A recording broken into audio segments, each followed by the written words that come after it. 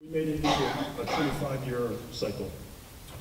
And not only that, we were able to increase the funding that would go towards children. PEEF, which is the Public Education Enrichment Fund, in which 1/3 of that funding funds the preschool for all, will continue at a clip where cost of living will be adjusted. So that will increase by itself. The other funding, the Children Fund, not only did we do the 25 years, but we actually asked for a bump of about 20% increase in funding over a 4-year span. In other words, it will wrap up a little bit at a time until we get there. And it was real important for us to do that because we also wanted to focus on 0 to 3.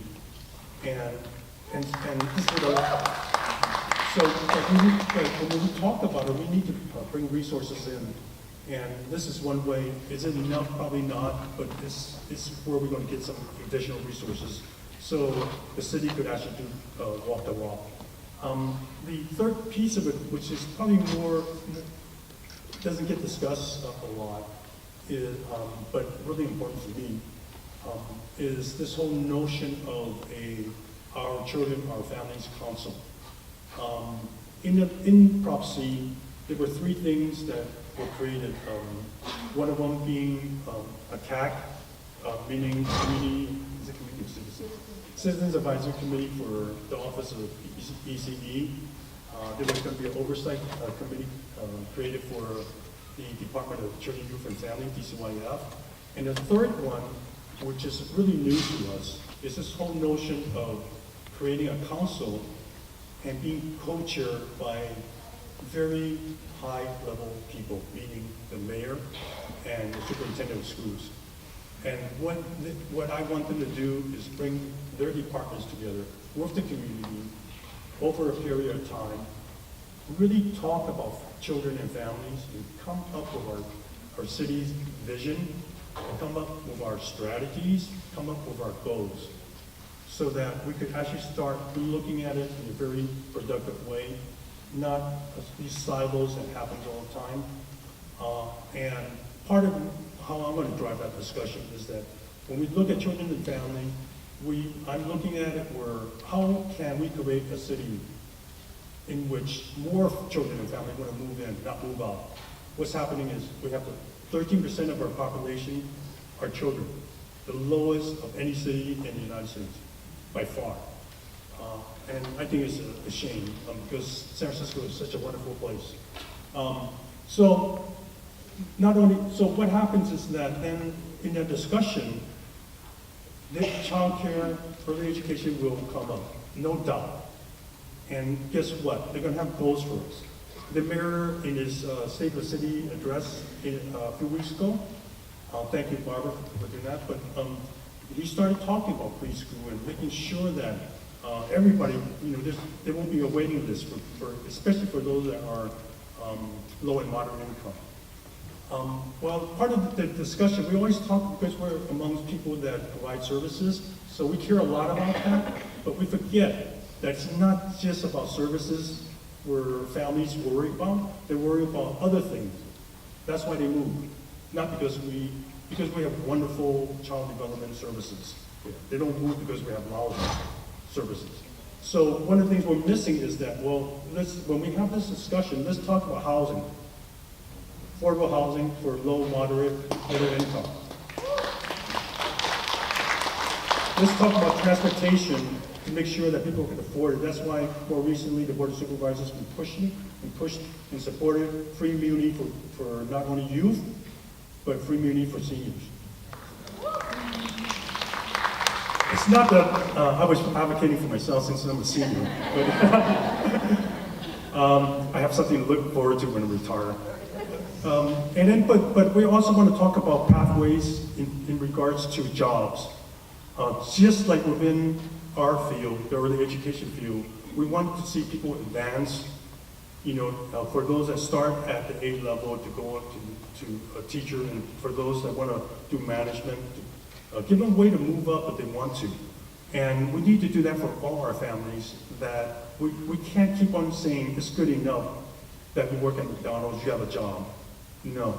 Let's figure out, you have other skills, let's figure out how we can move you up so that you can continue affording to live in San Francisco. The thing that so we're going to get more resources, whether it's from the city or the state or federal. They're at least talking about it. They haven't walked the walk yet in terms of the state and the federal, but I'm sure with our leaders will force that to happen. But the other thing I'm working on is asking the question and constantly in everybody's face, well, if we actually have funding for more slots, where are we going to put them? In the future, we're going to have another 200,000 people live in the city. Where are we going to put these slots? Because nobody's actually building any child care centers. So I've been talking to the mayor a lot about this, because now that he's talking about, okay, we've got to create more slots. I said, well, let's create these centers too, or the family child cares, or whatever, So my office is really taking this to heart and trying to force this discussion. We're going to increase the child care facilities funds, probably tripling it, the amount of money that we could bring in the city.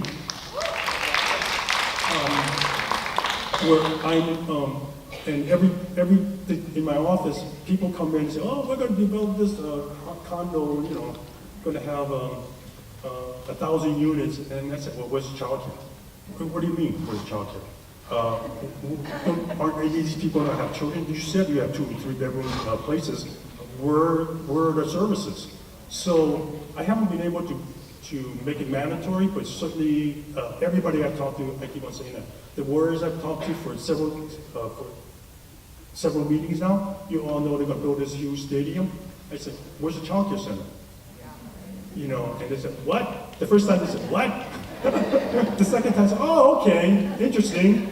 Third time, they said, and I actually talked to the mayor about that. I said, we got to get these are places where we're going to have more people working. Where are you going to put the kids when they work? So now we're going to see if we could get them to do something, maybe, because they're building offices across the street or something. Maybe you could put it in there. So I think my time's up. I guess what I'm saying is that I'm trying my best to move the agenda, but it always takes you folks to get behind this and other people, because I was talking to people up and down the aisle. I said, yeah, people do care, but when I have a hearing on something and it could help the child care field, I get 10 people there close from the field, and then there's another hearing with another issue, and there's 500 people. So when it makes a difference when you show up. It makes me feel good, but more importantly, it makes my colleagues understand that you guys are an important fabric of the city. So maybe that's all I'll say for today, and thank you for inviting me to come here to blab. So I get the privilege of introducing our fearless leader. All you people know her already. She's been around for as long as I have, 2 years or something like that.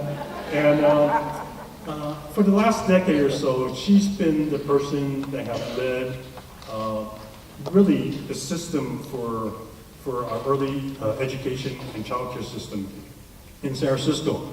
And I think what's wonderful about this person is that she came in with a very diverse perspective on things. So a lot of times when we're in the field, we only think about things in their field, and we become silos ourselves.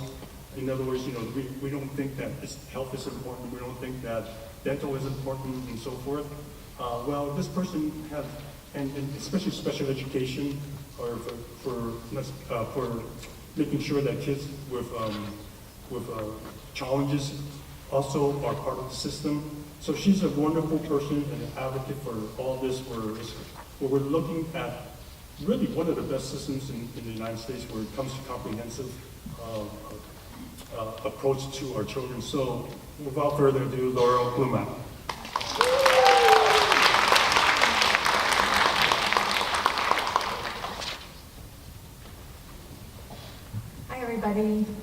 I want to congratulate the people that are in the front and encourage all of you up back to come forward. Thank you, Norman. I'm happy to be here. Thank you, Sarah and Seiling and the Provider Association for having me here today. It's an honor to be on the stage with my colleagues. I am truly grateful to be part of the early childhood community in San Francisco and to be partners and colleagues with all of you. It's really a privilege. I do also want to say it's been a privilege and an honor to work with my team at First Five, really the most amazing group of people. And I want a special call out to Ingrid Mesquita, who oversees our preschool program. And I don't know what to say, Ingrid. We're blessed to have her working with us. Lisa Lee, I think, is here as well. Many of you know her. And I don't want to forget my team of 14 other people back at First Five, so I'm very lucky. It's been a privilege for me to oversee the Preschool for All initiative for the past 9 years. It's been a long journey. For me, the journey started long ago, like Norman is hinting, even before my 30 years here. I always loved children. And I think I have a passion for children, and that has really been a motivation for me my entire life. I have had growing respect and empathy for parents. Even before I was a parent, I must say sometimes I've been embarrassed to think back what I said to parents before I had children of my own. But I really have a lot of respect. And I was a preschool special ed teacher, so I have enormous respect and admiration for teachers, especially teachers of young children. So I'm very grateful. We're still on the journey, and I'm very proud of some of our collective achievements. We have a targeted universal approach that was endorsed by the mayor in his State of the City speech. 70% of our preschoolers, we've expanded access. 70% of our preschoolers now are from families that earn less than $35,000 a year. We have a city that has one of the highest preschool enrollments. We've moved from 2009, we moved from 68% to 79% of African American children enrolled in preschool. And even more exciting is 54% of Latino children are now preschool enrollment of 80%. So that's quite an increase. We've served approximately 4,000 4-year-olds. That's 65% of our 4-year-olds. In 145 sites. That includes the school district, the community-based program, state preschools, family childcare, Head Start, private centers, a whole mix of many that you represent. We've expanded opportunity and access through our Preschool Bridge program that many of you are familiar with, and our Preschool Plus program. We have beautiful classroom environments, and I know it's dreaded, but our ECE scores are going up every year. So thank you, everybody. Last year we had 14,000 hours of training and consultation, training and coaching. And the trainings we've had, many of you have participated in. DRDP, Ages and Stages, Strengthening Families, CECEFO. We have learning circles, we have director roundtables, we have festivals of learning to showcase our work. We have mental health consultants in almost every Preschool for All site. We have dual language learning sites, we have inclusion sites. We have family specialists that are connecting our preschools to our family resource centers. Preschool for All children entering kindergarten have shown improvement and outcomes in early literacy, early math, and in self-regulation. We look at our work through a social justice and equity lens, and we leverage our funding and resources with other departments, with San Francisco Unified School District, with private foundations, and from state and federal funds.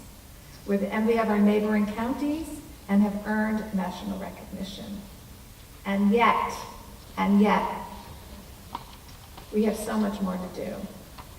57% of our kindergarteners are school ready in all the school readiness domains. 57.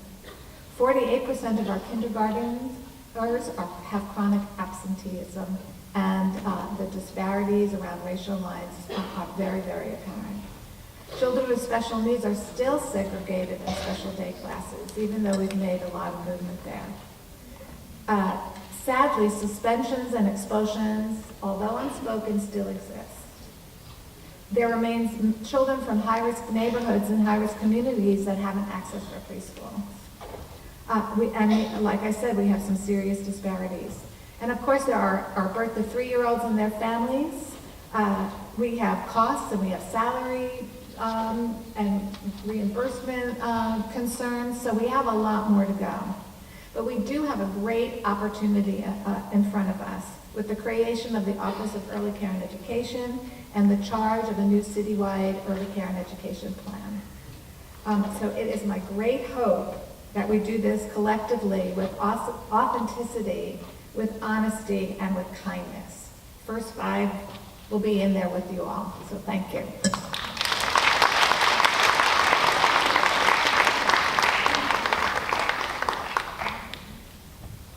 I know, you thought you got rid of me. Next up, I'd like to introduce someone that I actually had the privilege of introducing last year at this conference. She just barely got started, and is somebody that I respect a whole lot. I know that she hasn't been in the city prior to this for a while, but she was here doing work for us from the legal point of view. She was a staffer at the Child Care Law Center in the, I believe, 80s? Yeah. And we were fortunate. The Child Care Law Center was a national organization. We were fortunate that it was housed in San Francisco, and that almost everything that we needed legally or and they were also part of the advocacy effort in San Francisco, in the Bay Area, in California. They did so much. I think we wouldn't be here if it weren't for the Child Care Law Center. And the Child Care Law Center probably wouldn't have been as effective without this person who was a staff there. And so she was in New York or in the East Coast doing a lot of work for a long time. And when the position of the Office of ECE came up in terms of the executive director, we searched far and wide for the right person to run this office. And we had top-notch candidates from all over the place. I was so happy that we were able to convince her to move back to San Francisco to take this position with the wealth of knowledge that she could bring to this position. And now teaming up with Michelle Rutherford, the two of them, they're basically going to kick some ass. So Barbara Carson.